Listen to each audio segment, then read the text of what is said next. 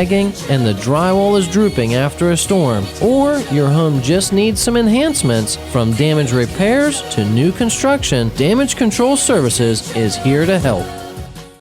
Ocala's information station, 1370 WOCA. Ocala.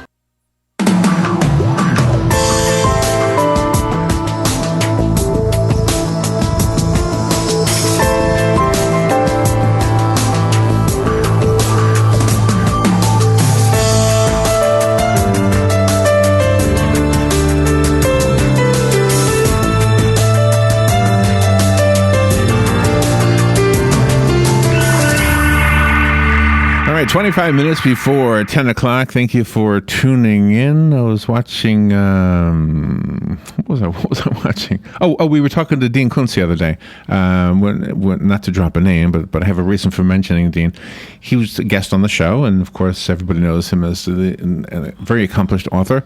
And he was telling us that he was very interested in writing and reading when he was just very, very little, just a young guy. Yeah. And I was watching Jerry Seinfeld on a YouTube thing, and he was always interested in comedy. He was writing jokes when he was a kid. Mm-hmm. And so I was wondering, I wonder if this is true for all successful people. Like was Colonel Sanders frying chicken when he was 8? That's right. Does this happen? Tonight in Hollywood, California, there are 3 movie theaters all showing for a premiere the new Star Wars movie. Did you know that? No, did not. One of those theaters is the Chinese theater. Nice. Which, do you know, I actually saw the first Star Wars movie in the Chinese theater. Oh, how cool. I sure did. Very cool. I actually saw that movie twice, once in Westwood, California, not too far from UCLA. Mm-hmm. And the second time I saw it was in the Chinese theater. But I think it opened in the Chinese theater. Anyway, the Chinese theater is not too far away from our friends at the Galaxy Press. Yes. Am I saying that right? Auston Habershaw is on the phone, and he is one of those guys that has dedicated his life to writing. Science fiction is so much a part of our culture, as evidenced by all this excitement about the Star Wars movie happening tonight. And of course, we'll be able to see it, I guess, starting Friday, right? Yes. That's when it opens up around here. Auston on the phone. He is a storyteller, an English professor. He teaches at the Massachusetts College of Pharmacy and Health Sciences. And he happens to be a very talented author. He's one of the L. Ron Hubbard's Writers of the Future Award winners. I don't know how to pronounce the name of his book, though, or the short story. The Mithridatist, maybe, which will be published next year in the magazine Fantasy and Science Fiction. And his book is called No Good Deed. This is book 3 in the fantasy series, The Saga of the Redeemed. Auston Habershaw, good morning, sir. How are you? Wonderful. How are you? Good. Where are you calling from? I'm calling from Boston. From Boston. So you're not out in all that hoopla with the Star Wars thing, huh? No. That would be fun, though. But you went out there, right, for the award when you won?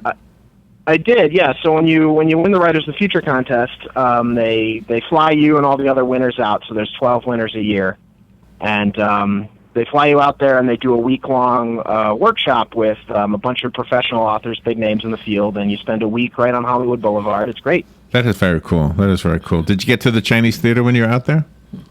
I mean, I walked by it a number of times because in order to get from the hotel to the Galaxy Press building, you walk right in front of it. Right. But I didn't have time to go see a movie. They keep you pretty busy out there, so. So this is very exciting for you, and I kind of alluded to the fact that people who are known for their things have been doing it ever since they were a child. Have you been writing or at least reading ever since you were little? Yeah, pretty much. I mean, it took me a while to figure out that I wanted to be a writer. I knew I wanted to tell stories for a living, and I knew that very young. I just didn't really know how or what profession one went in to do that. And it wasn't until I was probably in high school that I figured out, of all the things, there's a lot of different ways you can tell stories, obviously, in the world. But the one that I ended up settling on somewhere in high school was writer. Okay, and science fiction writer specifically, did that happen right away, or did that evolve as well? Well, science fiction and fantasy has always been my thing. So ever since I was a little kid, I remember seeing the Rankin Bass. You know Rankin Bass? They did all those animations of the 70s. Oh, yeah. They did No. Yeah, the cartoon guys. They did the Rudolph the Red-Nosed Reindeer claymation things. And claymation. Yeah. Okay. Yeah. So they also did animation, and they did an animated version of The Hobbit that I saw on probably public television when I was probably no older than 7. And that had a big effect on me. And also seeing the Star Wars movies when I was really little. Oh, wow. Had a huge influence on where I ended up going with it. Isn't it interesting to how a person's life unfolds? So how do you pronounce the name of the short story? Is it Mithridatist? So it's the Mithridatist. It's actually... okay. Yeah. It's the word Mithridatism is actually a real and very obscure word which describes the process of imbibing little bits of poison in order to build up an immunity to that poison. Oh, wow. Is that a real thing? Can I do that? Yeah, well, I wouldn't recommend You're planning on being poisoned lately? The Greek king Mithridates was famous for doing that, hence why it's named for him. But I don't think it's a really healthy choice of profession. But if people are trying to assassinate you, maybe look into it. But otherwise, yeah. Well, I could take a small bullet one at a time, and then eventually I could be immune to bullets. Maybe I don't know. Right? Yeah. Oh yeah. That's a scary thing to say, wasn't it? So you published it, but it'll be in a magazine. What, in 2016? Yeah, so that story I just sold to the Magazine of Fantasy and Science Fiction. I signed a contract a couple weeks ago. And so it's now in there. The way it happens when you get a magazine sale to one of these big science fiction magazines is they have a bunch of stories sort of in the hopper that they've bought, and they assemble a good magazine from that group of stories. So you're not sure exactly when it's going to come out, but at some point in the next year, they're going to put together my story in one issue. Okay, and in general, whether you're selling to a magazine or to a publisher for a whole book, does track record play a part in how serious they'll take you? You could be the best. Here's a question. I'm going to say it like a statement, but it really is a question. I'm making a presumption here. How do I ask it? How do I ask this as a question? All right, here's the way. Here's what I was going to say. Just kind of run with it. Okay. If you have no track record, but you are a very talented writer, I always assumed that they would still not pay attention to you. But if you had a track record and you're still a very talented writer, they would more likely, they meaning publishers, would pay attention to you. And I guess just to tag on to that, did the L. Ron Hubbard contest help you in that regard? So I'll answer the question in two parts. The first part is whether or not having a track record helps. It certainly does. Like, if you go to an agent or to a publisher and you can list a series of professional caliber sales, they're more likely to take a risk on you, because anytime a publisher is going to lay out some money to buy a work, they're taking a risk, and they want to make sure they're getting a good return on that investment. And the best bet is this person's done it before, so we're not buying trouble. That said, that doesn't mean if you've never published anything, you can't get a great deal. I mean, that certainly can happen and has happened. Right. It's just not as likely. Like, if you're really, really good and you send a really, really good novel to a publisher and they've never heard of you before, they're not necessarily going to care, because if they read the book and they're like, wow, this is amazing, everybody's going to love this, it doesn't matter what this guy's name is, then that certainly can happen. Well, and from what I understand, that's the way the contest works, the Writers of the Future contest, because from what I understand, they take your name, your age, everything that identifies who or what you are, not what you are, but who you are, and how old you are, maybe. That's not even a consideration by the judges, right? Yeah, one of the things that makes this contest a really good one is that there isn't that, like, only veterans get in. They specifically only take unpublished or very, very new authors, and they will only, when the judges, it's total blind judging, so they have no idea who it is that's reading the story. So, and the judges are all very accomplished writers in the field. And so you know that the stories they select are going to be very high quality, regardless of the person's identity, which does sometimes play a factor. And to answer the second part of your question earlier about whether or not the contest helps you, I think it certainly does. Though with publishing, it's sometimes hard to put your finger on exactly how much. Like, Whether or not I've gotten story acceptances because of my win, I'm not sure, but it's possible. Yeah. But I wouldn't be here talking to you if I didn't win. So that is a definite bonus. And that's probably for sure because Carmen is your publicist. So yeah. Yes. Yes. All right, we'll take a little break, Austin, and be right back. I want to hear more, especially about the books. I want to hear what's in the books. Yeah, I love no, the Saga. no Good Deed is the one we know about. We'll be right back. Great. The weather is brought to you by myfwc.com. Safe boating is no accident. For today, this Monday, very warm with clouds and sunshine at a high of 82 to 86. Partly cloudy and mild Monday night, low 64 to 68. For Tuesday, becoming mostly cloudy with a shower or thunderstorm in the area, high 78 to 82. Wednesday, clouds, breaks of sun, and still warm, high 79 to 83. From the Florida Weather Center, I'm meteorologist Joe Lundberg.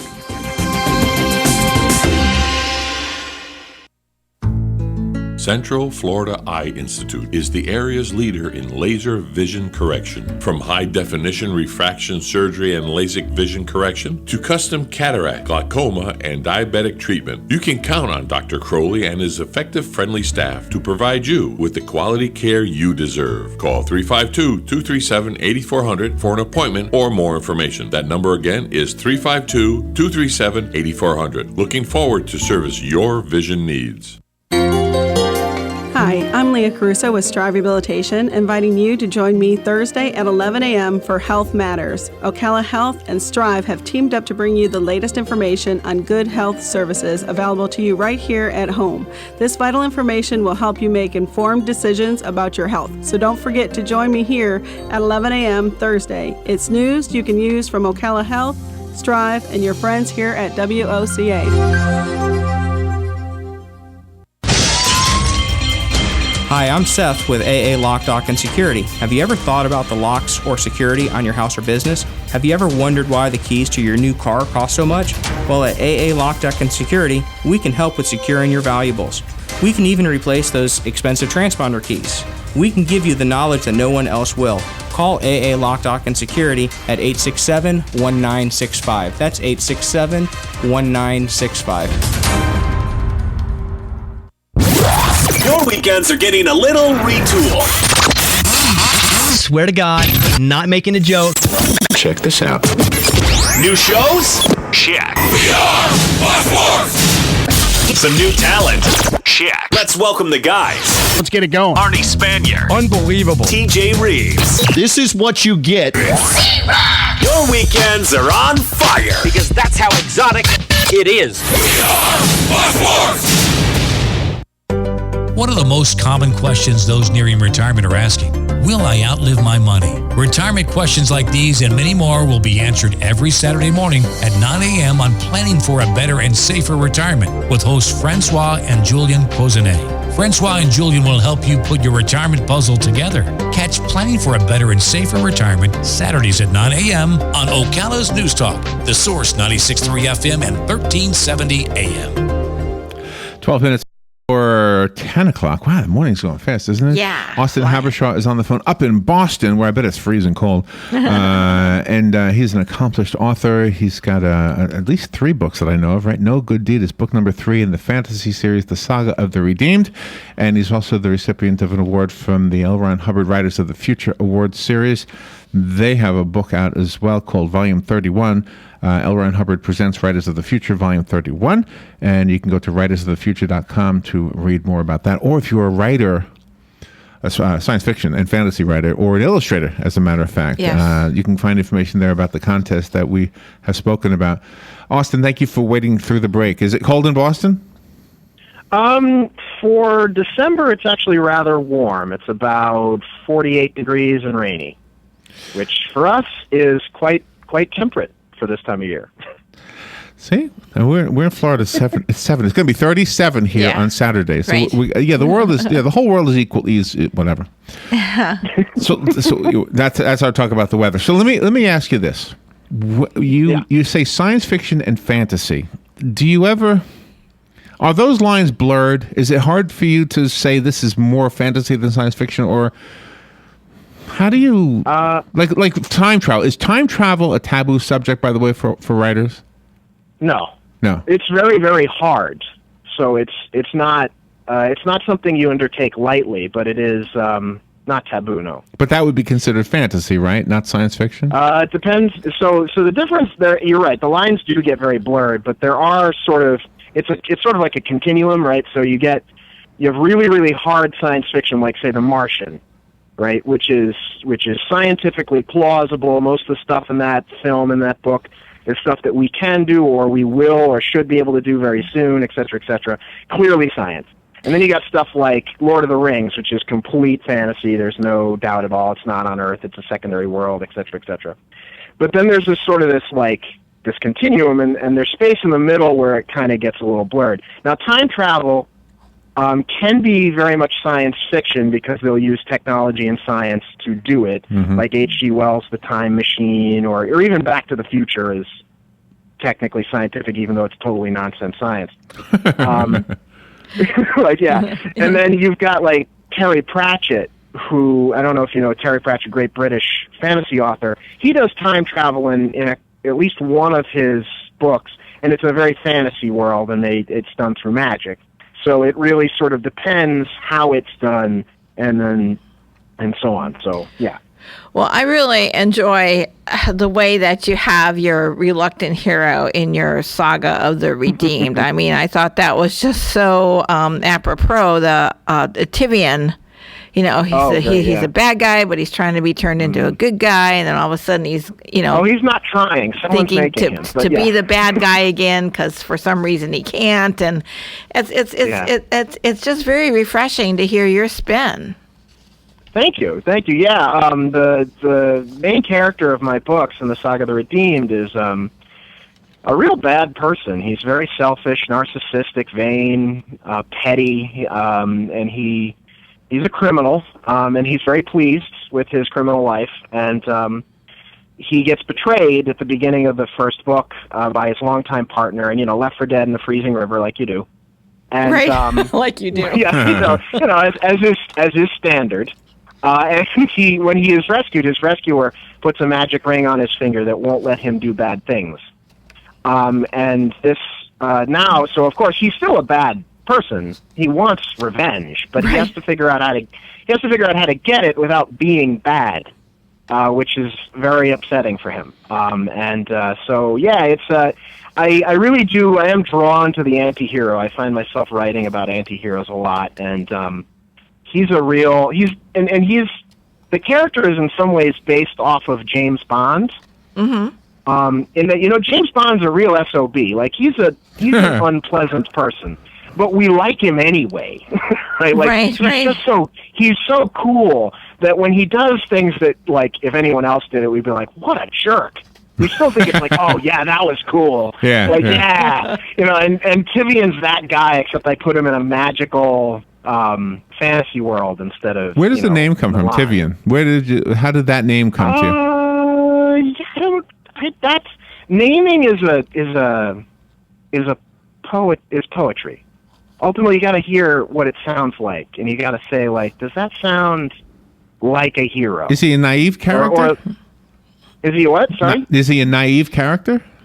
Naive? No. Yeah, not naive. Yeah, no, okay, but it looks like naivete spelled backwards almost. It's almost like naive. Well, I think that might. I don't know that consciously went into it, but it might. I mean, naivety spelled backwards. I mean, he is the antithesis of naivety. Now it makes sense. Yeah.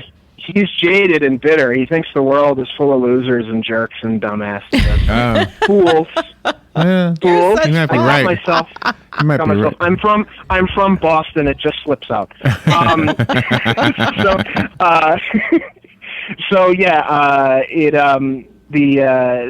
very jaded, and part of the thing I go through in the book is that what makes a person be like that? What makes a person be bitter and angry and selfish and give up on his fellow man? And I think a lot of it is just cynicism. Like if you stop believing in the people around you, and you just decide that no one's worth it, and you may as well just do what's best for you. I think that makes a villain. Ultimately, I think that makes you a villain. Even though I don't think, and a lot of people who have read the book have come up to me saying, "Wow, he's so bad." I'm like, Yeah, I don't know, but I think evil is a stretch. I don't think he's evil. I think evil is a very different thing. Yes. I think Tyvian is. So do you? Angry. Does your life experience somehow extend from that? It's kind of a weird question, isn't it? But I mean, if you were writing a character like that, do you somehow have his experiences while you're writing it? I think not exactly. I mean, I have not experienced the things Tyvian has. Well, I don't mean for real. I mean almost like that movie that Schwarzenegger was in, where he was virtually going on vacation. Oh yeah, I can't remember the name of it. Yeah. Mm-hmm. Well, so I think what you do with the character is characters are they come from inside you, but they are sort of amalgams of your world experiences and the stories you've heard from other people and people you've seen and met, and they kind of get compiled. It occasionally happens, but I think it's relatively rare that somebody makes a character that's entirely based off someone they know or themselves. It does happen, but I think there's usually more to it. And with Tyvian, I think there's a part of me, and I think a part of all of us, who are so upset with how bad the world seems around us. Right. That we always have that temptation to just, give up, forget you people. I am gonna look out for myself because none of you are worth it. And yeah, exactly. It's a very dark part of ourselves, but I think, you're in traffic, right, and you see some jerk driving like a lunatic, and you just get so mad at, like, the traffic and what lets that guy drive in the breakdown lane when it's not allowed, and, like, so on and so forth. And I think if you follow that rabbit far enough down the hole, you will just stop caring. I want to tell you something. We went to a convenience store yesterday, and the young lady working behind the counter recognized who we are, and she said, "Oh, I listen to you guys all the time. I love your author interviews." She loves books. She's got a Kindle filled with what she say 1,500 books in her Kindle or something like that. That's amazing. Wow. Anyway, so and Nook, she's got. But what she said that applies to this is that she loves the badass boys and the badass girls characters. Yeah, so she does. So I think you're onto. I mean, I think we like that as readers, and as audience members. It's vindicating, right? Because you get that guy who will say the thing that you're thinking, right? You want to say this to the person, but you never say it because it's rude and cruel and mean. Yeah. But Tyvian says it to your face. It's like Donald Trump, right? Yeah, he does. yeah. I mean, and there's a degree to that in Trump's popularity, I would say. Yeah. But you yourself, personally, you really value the lives of others, the writings of others. I mean, gosh, on your blog, you're promoting a lot of different authors with a lot of different books, and I think that's fabulous. Yeah, I think that's a very important part of being part of the writing community, the science fiction fantasy community, and really the writing community at large, but just focus on the science fiction one, which is the one I'm involved in, isn't that big, and all of us need help. And so, I have a lot of friends, and most of the people I promote on my blog are people I know or have met or are published under the same imprint as me, and we've kind of built a community because there's so much out there, and it's so difficult for new people to get noticed. And I'm a new person, and a lot of all these people I'm promoting are new too. So we try and stick together and help each other out, and I think that's a real recipe for success. So you want to feel old, Robin? Austin was born the day Skylab fell out of the sky. Wow. It says here in my notes. Yeah, it's true. That puts you at 30-something, right? 30. I am 37. 37. Oh, wow. Sounds like a story. Yeah, I remember that in the news. If I remember it, I must. Oh gosh, I'm a lot older than you. Yeah. Then. Oh wow. Sorry. That's kind of cool, though. It's kind of cool that you put the two together. Like somehow that kind of foretells what you're doing now. I figured it out when I was like 9 or 10 years old. I was reading. They used to have this space exploration magazine for kids called Odyssey, and I had a subscription to it. And I was reading all about Skylab, so it was really cool. It's like the first real space station. And you saw your birthday. It fell to Earth. It fell to Earth on my birthday. And actually, there's a slight. Since I wrote that bio, I realized it's slightly inaccurate in that it actually fell to Earth on my first birthday. Oh, okay. You were born in 78 then. Yeah, I was born in 78. Okay. It fell in 79. And I didn't realize that until like later on after I had put that bio up, and someone said, "Didn't it fall to Earth in '79? I thought you were born in '78." And I was like, "Wait, really?" And when I looked it up, and, that's funny. And I was like, you know what though? Like, who's gonna care? That's right. It's still cool. Enough. Still It's cool. a cool story. Austin, we've got 10 seconds. Thank you so much for being on. Go to writersofthefuture.com. Go to aahabershaw.com, and we'll put them up on Facebook so you can see how they're spelled out. Austin, thank you so much. Great, thank you very much. That was fun. I'm sorry for the quick ending. This is WOCA Ocala. Radio, I'm Pat O'Neill. With the next GOP presidential debate tomorrow, 2 new polls show that in Iowa, Ted Cruz is stealing some thunder from Donald Trump. A new Fox poll finds Cruz leading Donald Trump 28 to 26%, and a poll from the Des Moines Register shows Cruz with a 10-point lead. Caucus goers say both Trump and Cruz are most qualified to handle the economy and national security. Fox Radio's Rachel Sutherland. Secretary of State Kerry heading to Moscow to meet with Russian President Putin. The 2 topics on the agenda, Syria and Ukraine, ongoing conflict on which the US and Russia do not see